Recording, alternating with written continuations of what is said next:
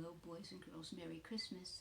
I'm back here in Great Grandpa Harry's favorite rocking chair, and I'm about to tell you a story called The Night Before Christmas.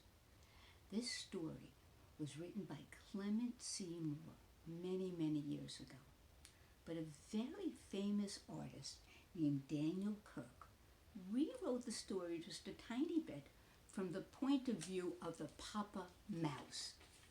So I'm going to start the story. So I'll show you the book. Twas the night before Christmas. Twas the night before Christmas when all through the house not a creature was stirring, not even a mouse, but in this case, Papa Mouse was up. Tiny stockings were hung by the chimney with care, in hopes that St. Nicholas would soon be there. Do you know who St. Nicholas was? Another name for Santa Claus. You didn't know that, did you? Here's a picture. Right? You can see all the stockings. The children were nestled all snug in their beds, while visions of yummy treats danced in their heads.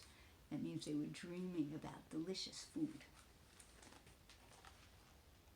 Can you see all the children, all the baby mice?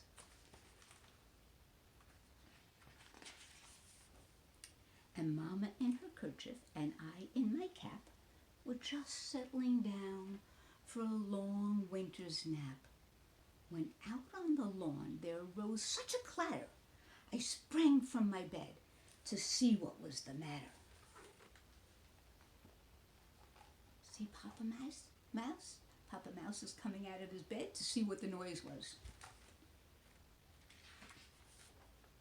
Away to the window I flew like a flash. I tore open the shutters and I yanked up the sash. The moon on the breast of the new fallen snow gave a luster of midday to objects below. That's Papa Mouse looking out the window.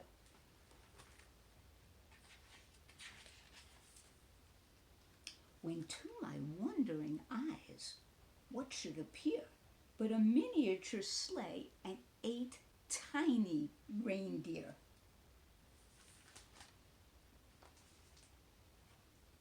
See the reindeer? With a little old driver, so lively and quick, I knew in a moment it must be Saint Nick. More rapid than eagles, his coursers they came, he whistled and shouted, and he called them by name. Now Dasher, now Dancer, now Prancer and Vixen, on Comet, on Cupid, on Donner and Blitzen. To the top of the porch, to the top of the wall, now dash away all. Want to see? Santa in his sleigh and his reindeer. Special reindeer, they can fly, right? Now I don't see Rudolph here, but I bet he was there. As dry leaves that before the hurricane fly, when they meet with an obstacle, mount to the sky, so up to the housetop the coursers they flew, with a sleigh full of toys, and St. Nicholas too. So where did St. Nicholas, Santa Claus, go? To the top of the chimney, right? And then in a twinkling I heard on the roof the prancing and the pawing of each little hoof. As I drew in my head and was turning around, down the chimney St. Nicholas came with a bound. Papa Mouse, and can you see Santa Claus's boots as he's coming down the chimney?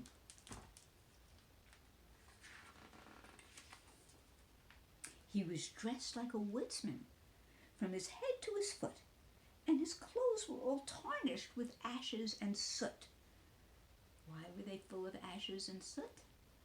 That's because he came down the chimney.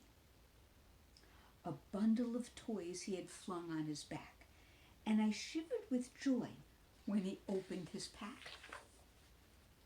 His eyes, how they twinkled, his dimples, how merry, his cheeks were like roses, and his nose like a cherry.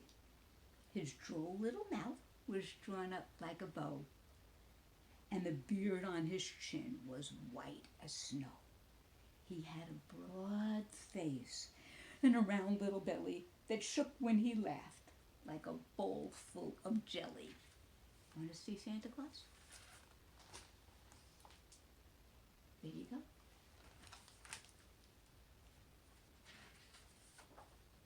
He was chubby and plump and a right jolly old elf, and I laughed when I saw him in spite of myself. A wink of his eye and a twist of his head. He soon gave me to know that I had nothing to dread. He spoke not a word, but quick as a wink, he filled all the stockings, then turned with a blink, and as soon as his work leaving presents was through, he nodded farewell, and up the chimney he flew. Can you see Papa Mouse sitting in the tree, watching Santa? It must have been very cold. Santa was wearing his plaid winter jacket.